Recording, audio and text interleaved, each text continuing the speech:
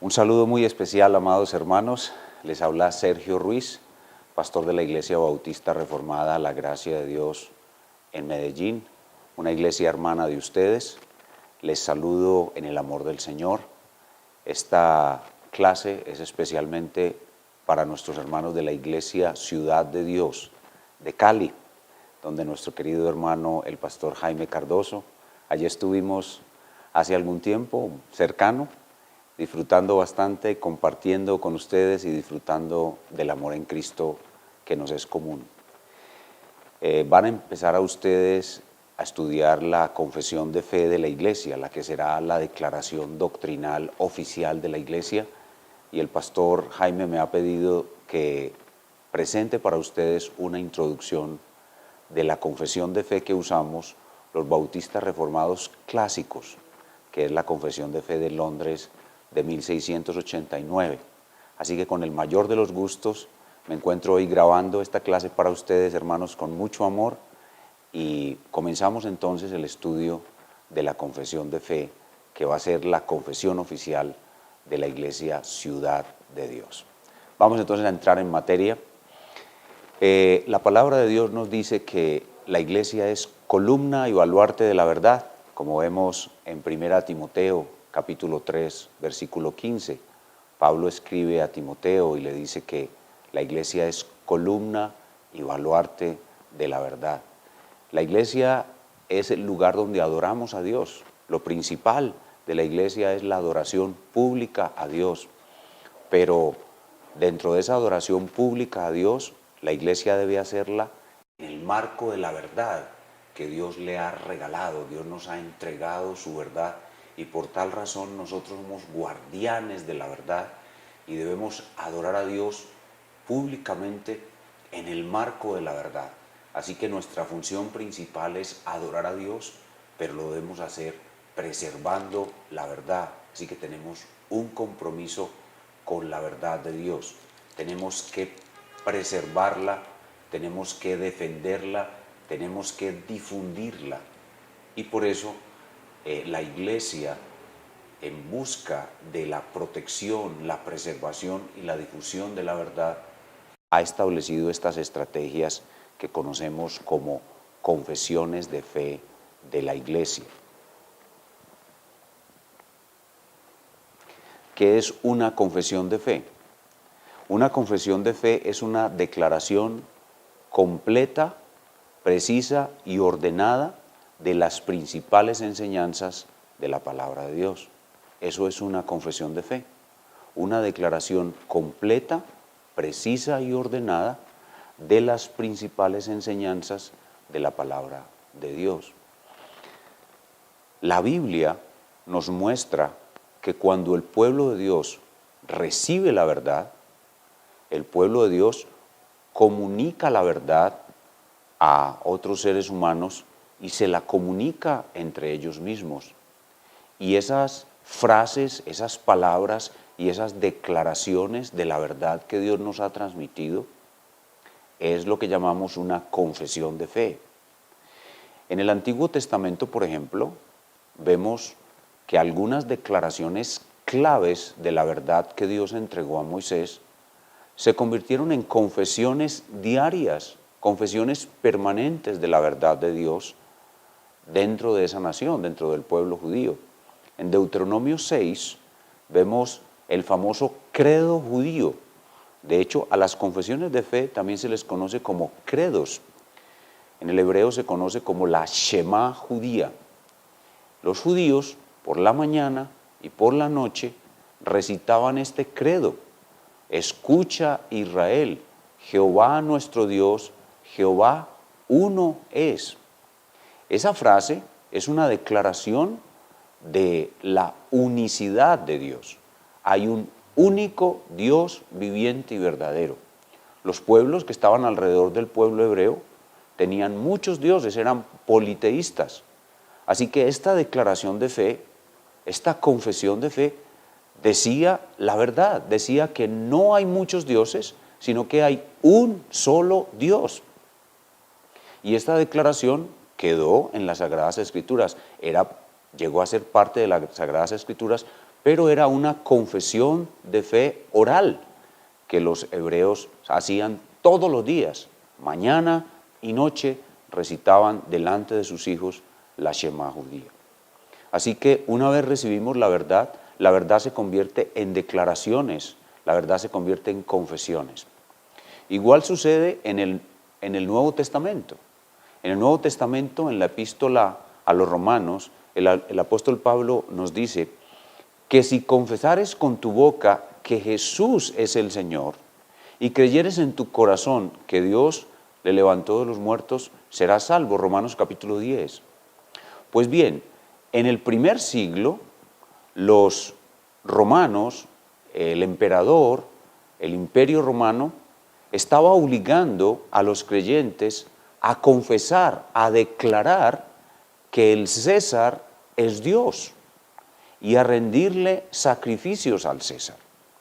Bueno, los creyentes fieles que preferían dar sus vidas antes que confesar que el César es el Señor, pues ellos también tenían una confesión de fe verbal, oral. Decían, Jesús es el Señor. No César es el Señor, no el emperador es el Señor, sino Jesús es el Señor. Y por eso Pablo dice que si confesares con tu boca, confesar con la boca es declarar, confesar con la boca es tener una confesión de fe, que Jesús es el Señor, el Kyrios. El Kyrios no es el César, el Kyrios es Jesús. Esa confesión de fe llevó a la muerte a muchos.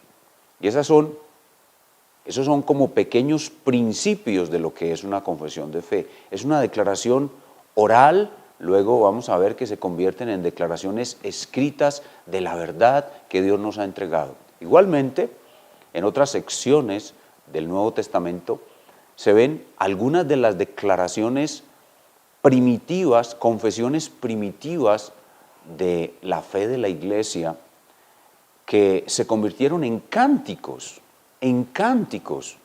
probablemente en la epístola a los Filipenses, cuando el apóstol Pablo habla de que el Señor se despojó, siendo igual a Dios, no tuvo en cuenta el ser igual a Dios como cosa que aferrarse, sino que se despojó a sí mismo, haciéndose obediente hasta la muerte y muerte de cruz. Muy probablemente ese era un cántico que ellos cantaban y una confesión de fe oral y pública de su fe.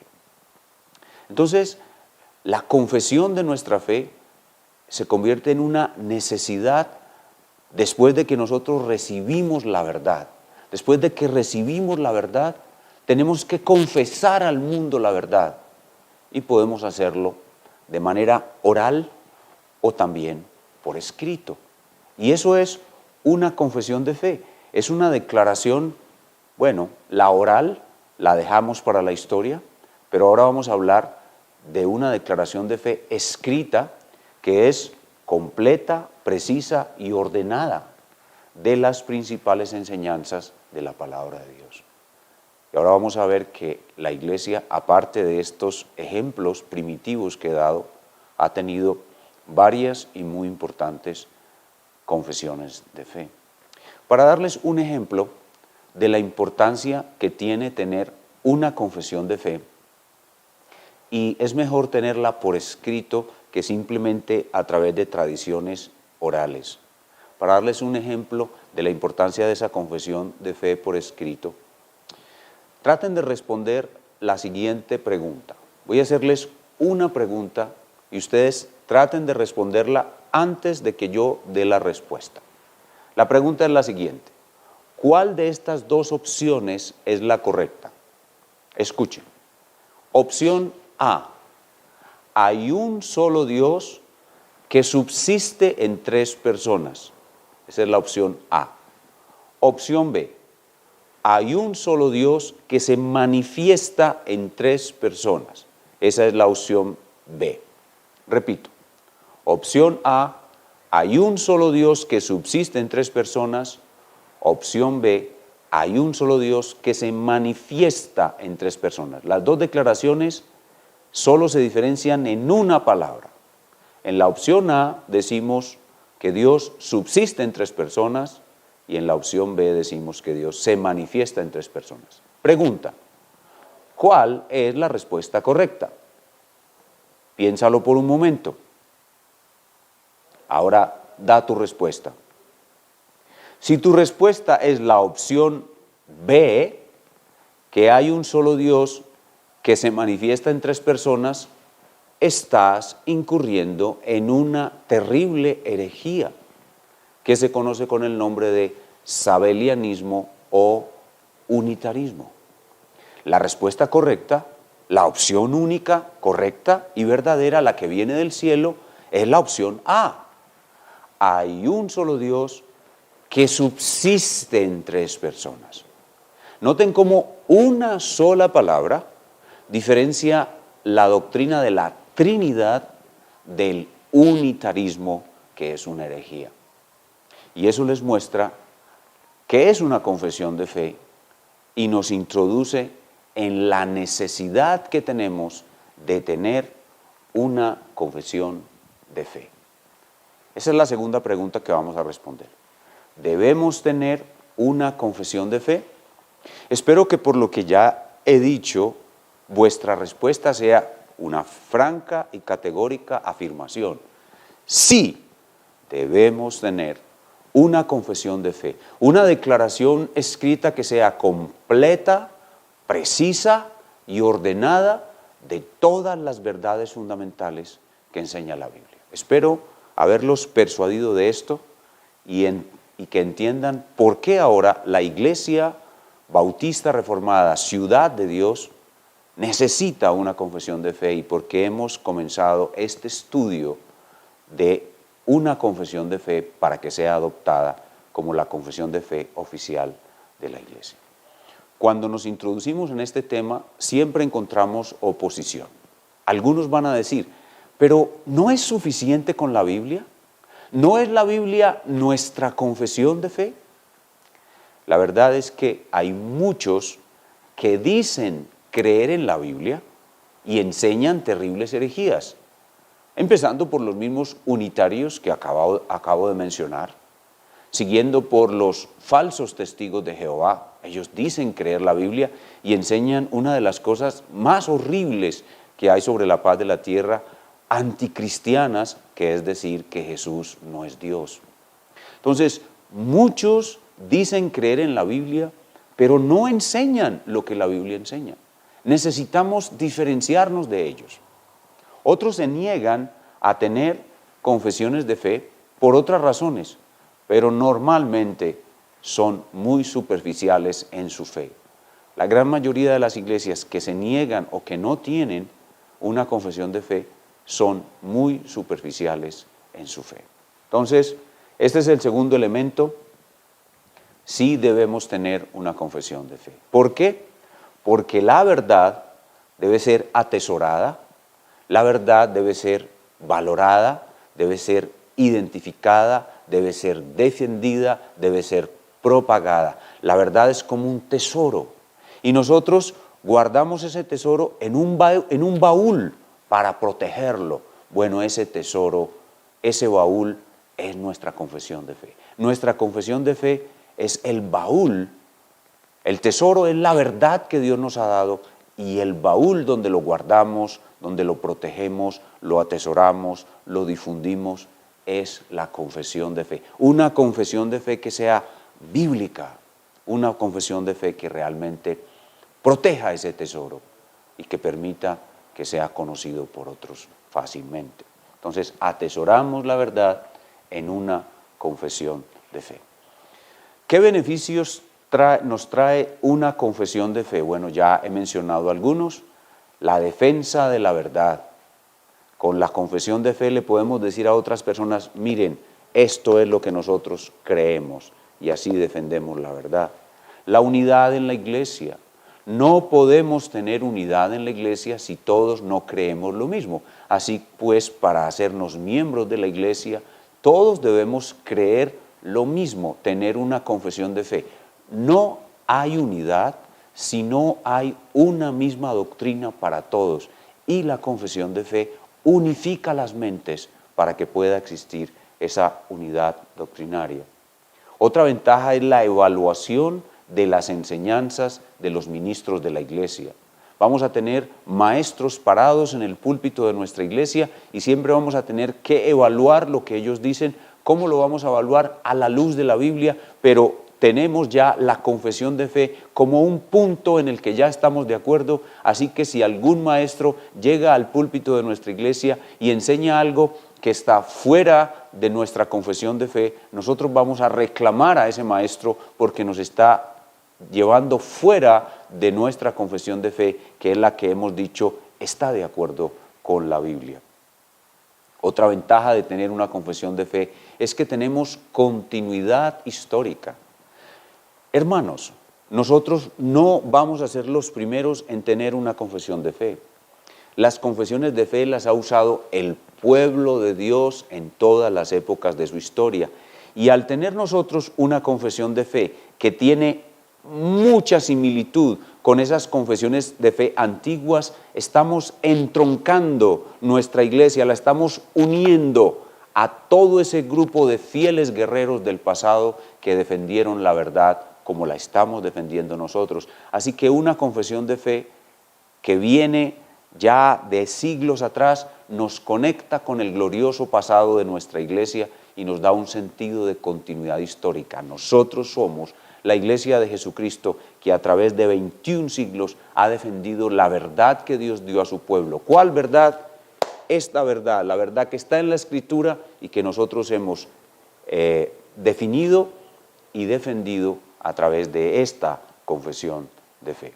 De igual manera debemos considerar cuáles serían los peligros de no tener una confesión de fe. El no tener una confesión de fe nos hace vulnerables al error. Usando una comparación contemporánea del área de la salud, no tener una confesión de fe es como tener el SIDA. Ustedes saben que el SIDA es un virus que destruye las defensas del cuerpo humano y por tal razón infecciones que normalmente no prosperan en el cuerpo humano se vuelven mortales en un cuerpo que tiene SIDA, porque las defensas han sido abatidas por el virus. Bueno, cuando no se tiene una confesión de fe, no se tiene defensas espirituales y las herejías pueden penetrar muy fácilmente. La confesión de fe le da un muro protector a la iglesia para siempre mantenerse en su verdad. Recuerden lo que dijimos al principio, la iglesia es columna y baluarte de la verdad. Muy bien, entonces, ¿cuál es la confesión de fe que ha escogido la iglesia Ciudad de Dios en Santiago de Cali? Muy bien, la iglesia Ciudad de Dios ha sido llevada, Dios en su santa providencia ha llevado a su pastor, al pastor Jaime y a los hermanos que están en el liderazgo de la iglesia y a todos ustedes a persuadirse que las confesiones de fe de la Reforma son las más fieles y por tanto la iglesia ha adoptado una de las principales confesiones de fe en la historia de la iglesia, que es la Confesión de Fe Bautista de Londres de 1689. La Confesión de Fe Bautista de Londres de 1689. Veamos una breve historia de esta confesión. Como les mencionaba ahorita, no solamente en los periodos primitivos de la historia de la iglesia hubo confesiones de fe orales o tradiciones orales, sino que después de que partieron los apóstoles, la iglesia comenzó a desarrollar declaraciones escritas sobre la verdad, porque el enemigo de nuestra alma, el enemigo de Cristo, comenzó a atacar la verdad. La principal estrategia de Satanás es atacar la verdad. Y en los primeros siglos de la iglesia, por ejemplo, hubo un ataque muy fuerte acerca de la persona y la obra del Señor Jesucristo. Muchos dudaron de quién es Cristo realmente y atacaron las verdades cristológicas más importantes de la Biblia. Por ejemplo, hubo quien negara que Jesús es Dios. Un señor llamado Arrio atacó la verdad diciendo que Jesús no es Dios. Él es el precursor más antiguo de los falsos testigos de Jehová. Y Arrio fue rechazado por un gran campeón de la verdad que se llamó Atanasio de Alejandría. Atanasio de Alejandría, defendiendo la verdad de los ataques de Arrio, en esa época elaboró una de las primeras confesiones en la historia de la Iglesia, que se conoce como el credo niceno, el credo de Nicea. Allí Atanasio de Alejandría y otros hombres piadosos defendieron la verdad de los ataques de Arrio, y después ese credo sirvió para defender la verdad de otros individuos que se extraviaron acerca de la persona y la obra de Cristo. Entonces, hay unas confesiones de fe antiguas como el credo niceno, el credo de Atanasio, el credo niceno constantinopolitano, toman los nombres de las ciudades donde fueron desarrollados unos concilios, es decir, unas reuniones masivas de los principales doctores de la Iglesia para defender la verdad de Dios, y la conclusión de la defensa de la verdad fue que quedó por escrito lo que es la verdad que enseña la Escritura, y allí se forman los principales credos antiguos. Y esos credos o confesiones antiguas no se pierden, sino que siguen avanzando en la historia de la Iglesia. La Iglesia continúa usándolos y continúa incorporándolos a las otras confesiones de fe que la Iglesia misma elabora. Así que si miramos todos los credos que se han producido en la historia de la Iglesia, encontramos en ellos lo que hemos estado diciendo: una defensa de la verdad, una proclamación de la verdad, alejándose del error y manteniendo viva la verdad bíblica, porque la Iglesia es columna y baluarte de la verdad. Entonces, mencionamos algunos credos antiguos del período posapostólico como precursores de las grandes confesiones de fe que van a ocurrir más adelante, y de las cuales una de ellas es la confesión de fe que ha adoptado la Iglesia Ciudad de Dios. Cuando seguimos avanzando en la historia, dejamos el período posapostólico y llegamos a la época más importante de la vida de la Iglesia después de la época de los apóstoles, que es la Reforma Protestante del siglo XVI. Recuerden que durante la Edad Media la Iglesia se convirtió en una deformación de la verdadera Iglesia del Señor Jesucristo, que es lo que hoy se conoce como Iglesia Católica Romana, y en medio de esa oscuridad resplandeció la gran luz de la Reforma. La Reforma Protestante utilizó Dios a grandes hombres como Martín Lutero, Juan Calvino, para traer a la luz otra vez el Evangelio de la gracia de Dios. Y esta Reforma Protestante le da a la Iglesia de Cristo una plataforma doctrinaria otra vez basada en la verdad que se había perdido en la era medieval en la Iglesia Católica Romana. Aparece de nuevo la enseñanza apostólica. La Reforma Protestante es el regreso a los apóstoles, y aparecen entonces estas confesiones de esta época. Se realizan las confesiones de esta época donde está ubicada la Confesión de Fe de Londres de 1689. Se desarrollaron en aquel entonces algunas frases cortas que podríamos llamar, con una palabra moderna que es la palabra slogan o frase corta, o alguna especie de estribillo que se repetía para identificar esta verdad a la cual la Iglesia ha regresado. Esas frases cortas resumen la verdad de Dios que está en la Escritura: sola gracia, sola fe, solo Cristo, sola Escritura, solo para la gloria de Dios. Se conocen como las solas de la Reforma, y son pilares fundamentales que le dan a todas las confesiones de fe que se producen de ahí en adelante, le dan cuerpo, le dan fuerza, son el regreso a los apóstoles, son la verdad de Dios de nuevo resplandeciendo en el mundo.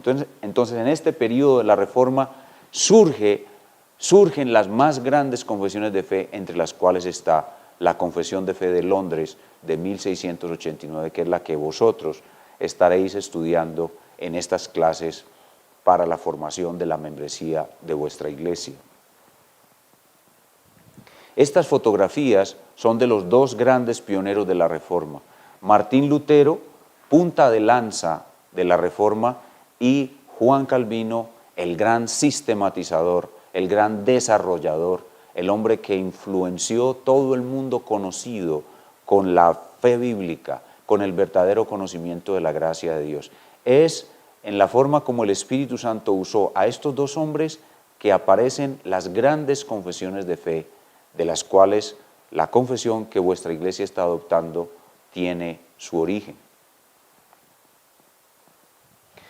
En esa misma época, después de la Reforma Protestante en el siglo XVI, pasamos al siglo XVII, la Reforma llega al país de Inglaterra y la Reforma Protestante del siglo XVII en Inglaterra produce unos grupos de cristianos muy notables, quienes son los que elaboran las principales confesiones de fe que la Iglesia tiene hoy. Ya hablamos de las confesiones antiguas, del credo niceno, el credo de Atanasio, otros credos, pero al llegar a la Reforma, todo ese caudal de conocimiento, más el caudal de conocimiento que trae Dios por medio de Lutero, Calvino y otros, se condensa y forma estos tres grupos destacadísimos de hombres muy dotados por Dios, muy inteligentes, que no solamente conocían la verdad, sino que la vivían profundamente. Estos hermanos se conocen con el nombre de puritanos, los puritanos. Su deseo por la pureza, su deseo por la santidad, su deseo por tener un culto de adoración no contaminado con cosas que Dios no haya ordenado, les ganó ese epíteto, les ganó ese adjetivo de puritanos. Hoy en día la palabra puritano es despectiva, es peyorativa. Hoy en día un puritano es un santurrón hipócrita, pero en el siglo XVII, en la Inglaterra del siglo XVII, la palabra puritano era una palabra de muy altísima dignidad y era un elogio porque representaba a un grupo de cristianos muy valientes que no se conformaban con la religión institucionalizada de la época, sino que querían adorar a Dios con todo su corazón, con toda su alma, con toda su mente y adorarlo de una manera pura. Y de ahí viene ese epíteto de puritano. Tres grandes grupos se forman entre los puritanos: los presbiterianos, los bautistas y los independientes o congregacionales. Y esos tres grupos tenían un grandísimo acuerdo en lo que es la verdadera fe, e hicieron sus respectivas confesiones de fe, y cuando miramos esas respectivas confesiones de fe de cada uno de estos grupos, hay un grandísimo acuerdo en las verdades que enseña la palabra de Dios, un acuerdo que supera el 90% del contenido de lo que enseña la Biblia. Estos tres grupos tenían ese grandísimo acuerdo y hacen sus confesiones de fe. Esas tres son las tres grandes confesiones de fe de la historia de la Iglesia. La confesión de los presbiterianos es la confesión de Westminster, la confesión de los congregacionales es la confesión de Savoy y la confesión de los bautistas es la confesión de Londres. Los bautistas tuvieron dos confesiones, una primera confesión de Londres y una segunda confesión de Londres. La segunda fue la más desarrollada y la que pasó a la historia y la que continuaron usando por tradición todas las iglesias bautistas reformadas que tienen su origen entre los puritanos. Entonces, ahí está una breve historia de esa confesión de fe que ahora la Iglesia Ciudad de Dios de Santiago de Cali va a comenzar a estudiar. Los creyentes de Inglaterra del siglo XVII que formaron una iglesia muy destacada que se llamaban bautistas. El nombre de bautistas viene porque estos hermanos no estaban de acuerdo con los otros grupos que bautizaban a sus niños pequeños. El bautismo de infantes era una de las diferencias que tenían estos grupos y dentro de ellos había unos que decían que la Biblia no enseñaba el bautismo de niños pequeños y por eso se les llamó bautistas. Hay que diferenciarlos de otro grupo que se llamó los anabautistas, que tenían cierta desviación, cierto misticismo y cierto ultrarradicalismo no sano. Los bautistas no eran anabautistas, aunque los anabautistas tenían razón en algunas cosas, en otras diferían con los bautistas. No es lo mismo bautista que anabautista. Pero en esos grupos bautistas de la Inglaterra del siglo XVII nace el deseo de conocer bien la verdad, de condensar la verdad en un escrito, de defender esa verdad y de proclamar a esa verdad al mundo de su época y a generaciones posteriores. Y esos grupos de hermanos se conocen como los bautistas.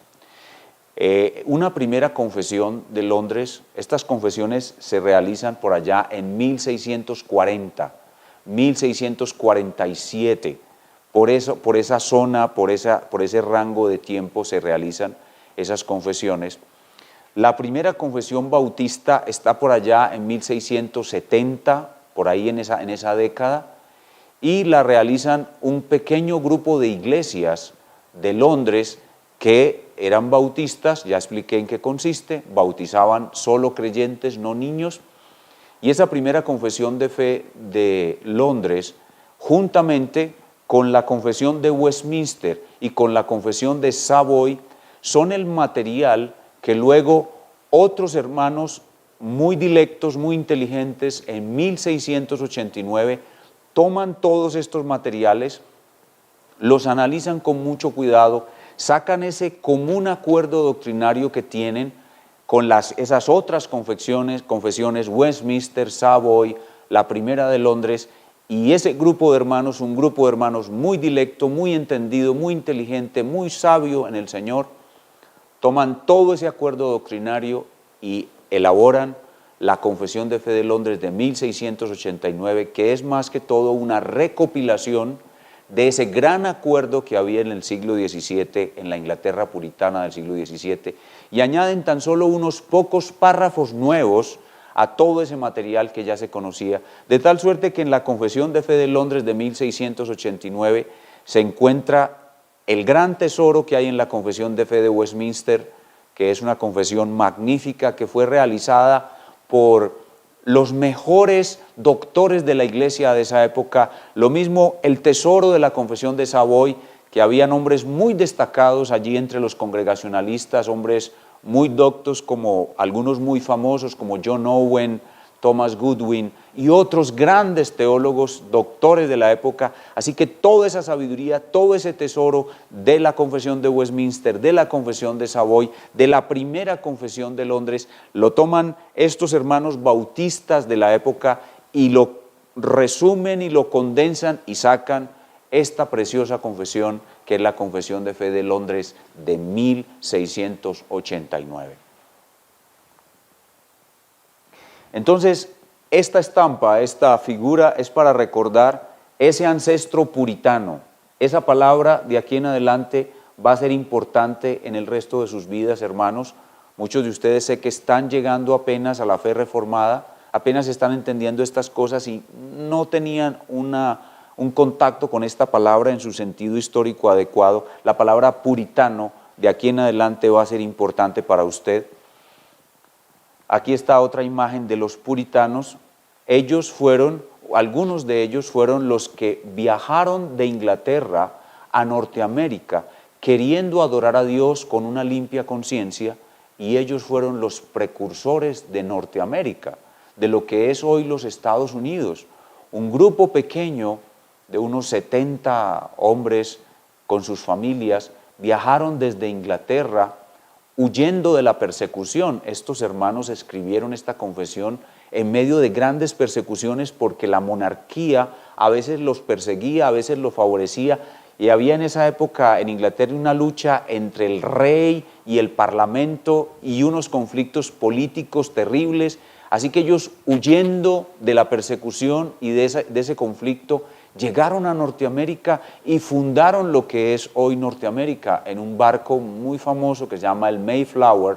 Viajaron hasta Norteamérica y allí fundaron lo que hoy es Norteamérica. Estos hombres, los puritanos, y bueno, de ahí se ve la diferencia tan grande que hay entre Norteamérica, que fue fundada por puritanos, y Suramérica, que fue fundada por católicos romanos. Entonces, ellos viajaron en el Mayflower hacia América y fundaron este país sobre bases puritanas, sobre bases bíblicas, por decirlo así. Y eran hombres que querían vivir para Dios con todo su corazón. y bueno, nosotros también lo somos, solo que estamos en el siglo XXI. Así que este nombre puritanos no lo vamos ahora a ignorar y va a ser importante para nuestras vidas. Algunos puritanos famosos dentro de los bautistas, este es un retrato, no está muy claro el retrato, del gran escritor bautista reformado, el gran puritano John Bunyan. John Bunyan fue encarcelado por no conformarse, por ser un no conformista de la religión establecida de su época. Fue encarcelado unos 12 años en una prisión en Inglaterra y ahí escribió uno de los libros más famosos, el segundo libro más famoso y un bastión de la literatura inglesa, El progreso del peregrino. Lo escribió John Bunyan, un bautista reformado, un puritano, en este tiempo, en esta época conflictiva.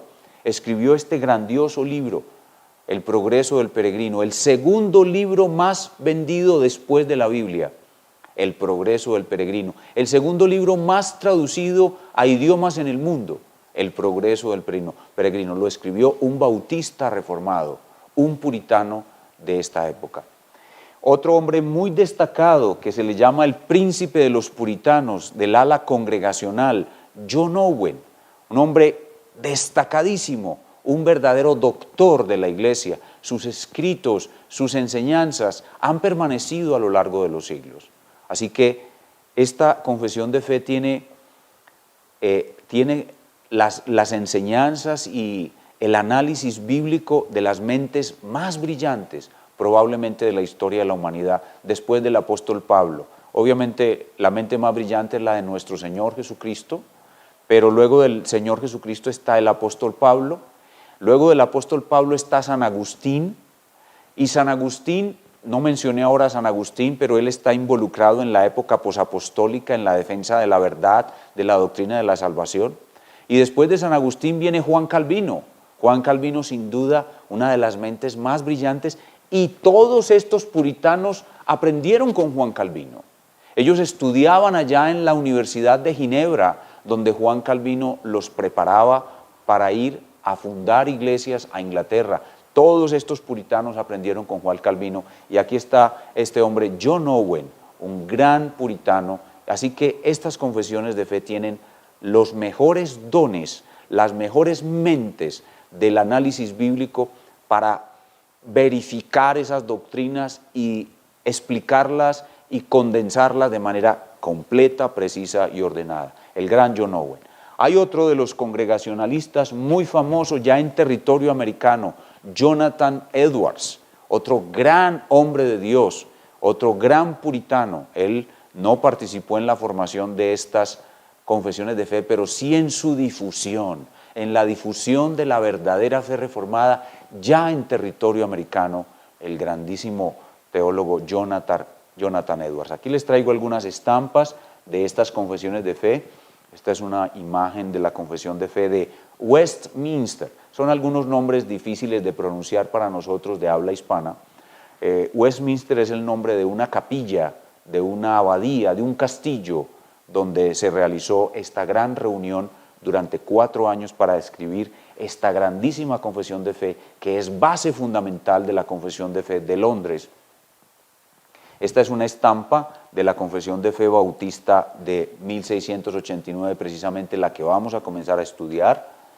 Aquí una más de la misma. Esta es una foto de la página de una impresión original que se conserva. Miren, la primera confesión de Londres fue escrita en 1677, y con base en esta, más la de Savoy, más la de Westminster, se escribe la Confesión de Fe de Londres de 1689, que fue firmada por más de 200 hermanos y muchas iglesias que estaban en Londres en ese momento defendiendo la fe bíblica y la posición bautista de no bautizar los niños pequeños, sino a creyentes que ya han profesado la fe. Esta es una imagen de la portada original de la declaración de fe de los congregacionales, de las iglesias congregacionales en Inglaterra, la cual también aportó muchísimo a la Confesión de Fe de Londres de 1689. la confesión de fe de Savoy, Luego, ya en el siglo XVIII, otro gran hombre en la historia de la Iglesia adopta la Confesión de Fe de Londres de 1689, la Confesión de Fe de los Bautistas. Nos referimos al gran Charles Spurgeon. Carlos Spurgeon, el llamado príncipe de los predicadores. Él adoptó esta confesión de fe, la hizo la confesión de fe de su iglesia y cuentan, no sé si será verdad o no, pero cuentan que cuando se estaban construyendo las bases de la capilla del templo donde se reunían en su iglesia, que se conoce como el Tabernáculo Metropolitano, él, dentro de las bases de la construcción del templo, arrojó un ejemplar de la Confesión de Fe de Londres de 1689 como un símbolo de que esa sería la base que sostendría esa iglesia durante toda su existencia. Y hasta el día de hoy, el Tabernáculo Metropolitano, que es pastoreado por el doctor Peter Masters, ha tenido después de Spurgeon insignes predicadores y maestros. Hasta el día de hoy, el Tabernáculo Metropolitano, ahí vemos una figura del edificio también, el Tabernáculo Metropolitano en Londres todavía sigue la Confesión de Fe Bautista de Londres de 1689. Hay un hombre en la historia de la Iglesia a quien debemos el resurgimiento de los escritos de los puritanos. Él murió en el siglo XX, más o menos en 1964, por allí, el doctor David Martyn Lloyd-Jones. David Martyn Lloyd-Jones es un anglicano, es decir, hay otro grupo, dentro de esos puritanos también había un grupo que se llamaban los anglicanos. Los anglicanos tenían dos corrientes, uno que era verdaderamente puritano y otro que era como la Iglesia Católica. El grupo de los anglicanos también era muy bueno y tienen una confesión de fe muy buena que se llama los 39 artículos. El doctor Martyn Lloyd-Jones pertenece a ese grupo y también tiene su ancestro puritano, y gracias a él le debemos que nosotros en la iglesia del siglo XX hayamos retomado los escritos de los puritanos, hayan vuelto a vivir las confesiones de fe, hayan vuelto a vivir las iglesias históricas y hoy se conozca mucho mejor la verdad gracias a este hombre, David Martyn Lloyd-Jones. El doctor Lloyd-Jones retomó todos esos escritos, los guardó, los preservó, los difundió, e incluso ahora hay una editorial que se conoce como Estandarte de la Verdad, y ellos durante la segunda mitad del siglo XX fueron los principales difusores de la literatura puritana y que llevaron esta enseñanza maravillosa a muchas iglesias. Hoy nosotros, personalmente, quien les habla es bautista reformado gracias a estos escritos. Estos escritos llegaron a mis manos y yo pude leerlos y pude confrontar la enseñanza bíblica que había recibido y lo que yo había aprendido con esta enseñanza antigua que, si ustedes siguen el recorrido, se encadena, se entronca con la enseñanza de los apóstoles, y estos escritos me llevaron a conocer la fe reformada, me llevaron a renovar mi fe cristiana, me llevaron a conocer mucho más la verdad y a hacerme defenderla utilizando esta historia, esta tradición, este legado confesional e histórico que se conserva hoy en estos escritos de los puritanos. Y esta es una editorial magnífica en cuanto a la difusión de la fe verdadera, de la fe bíblica. Finalmente, para terminar por el día de hoy, una descripción rápida de qué es lo que nos vamos a encontrar a partir de ahora en la clase de confesión de fe de la Iglesia Bautista Reformada Ciudad de Dios. ¿Qué es lo que van a estar enseñando vuestros maestros?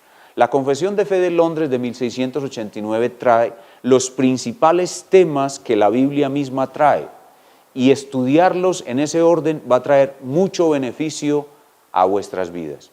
El tema primero de la Confesión de Fe es lo que la Biblia enseña de sí misma. Vamos a ver en el capítulo 1 de la Confesión lo que la Biblia enseña de sí misma. Luego vamos a ver lo que la Biblia enseña acerca de Dios, lo que se conoce como teología propia, el Espíritu de Dios, los atributos de Dios. Esto es en los capítulos siguientes. Luego vamos a ver lo que la Biblia enseña acerca del hombre, lo que se conoce como antropología bíblica. Luego vamos a ver en el capítulo 8 lo que la Biblia enseña acerca de Cristo. Estos primeros 8 capítulos son los fundamentos esenciales, las principales doctrinas de la Biblia. Y luego a partir del capítulo 8 tenemos la doctrina de salvación. Tenemos un grueso paquete de enseñanzas de doctrina de salvación maravillosas a partir del capítulo 9 y hasta el capítulo 21. Muy detallada, la confesión de fe es muy detallada sobre la doctrina de la salvación.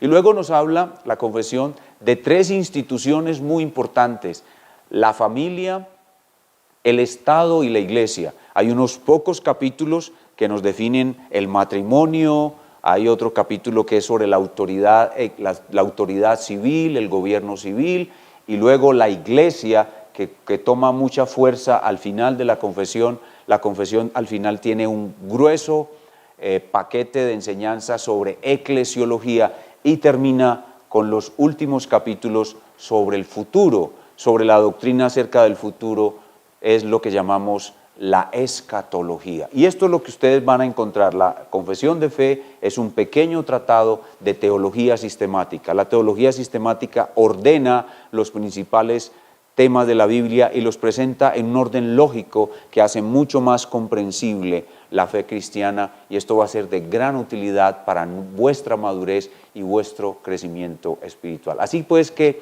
arriba nuestros corazones, llenémonos de expectación y de deseo de venir a la clase de confesión de fe de nuestra iglesia todos los domingos hasta que completemos el estudio de estos 32 magníficos capítulos, y podremos entonces entender mucho mejor a Dios, entender mucho mejor a Cristo, entender mucho mejor nuestra fe, estar mucho más preparados para defenderla del error, y eso todo lo recibiremos por la buena enseñanza basada en esta confesión de fe, que nos conecta con la historia de toda la iglesia, que nos conecta con el Espíritu Santo obrando en su iglesia. Aquí tenemos un documento que nos define como bautistas reformados clásicos. Nosotros somos los bautistas reformados clásicos porque defendemos la fe bautista reformada clásica que está en la Confesión de Londres de 1689. Defendemos la adhesión a las confesiones, como esta confesión, como algo muy importante. Somos entonces una iglesia histórica porque nos conectamos con la historia, somos una iglesia confesional porque adquirimos una confesión de fe histórica. Somos bautistas porque no bautizamos los niños. Somos independientes porque nuestro gobierno es exclusivamente un consejo de ancianos dentro de la iglesia. Y somos una iglesia particular porque creemos que la redención que hizo Cristo no fue por todo el mundo, sino por aquellos que el Padre le dio, sus ovejas, los elegidos. Ya podrán profundizar un poco más sobre esto en el desarrollo de las clases. Ahora solo me queda invitarlos a que se esfuercen por completar el estudio de la confesión de fe, de la cual hoy he tenido el privilegio de darles esta pequeña introducción. Mi afecto y mi amor para todos ustedes, espero poder verles pronto, quizás Dios me permita visitarles, y con todo ánimo comiencen ahora sí a estudiar capítulo por capítulo esta maravillosa confesión de fe, la Confesión de Fe de Londres de 1689. Los dejo por el día de hoy y espero verlos en otra ocasión. Un abrazo grande y que Dios les bendiga.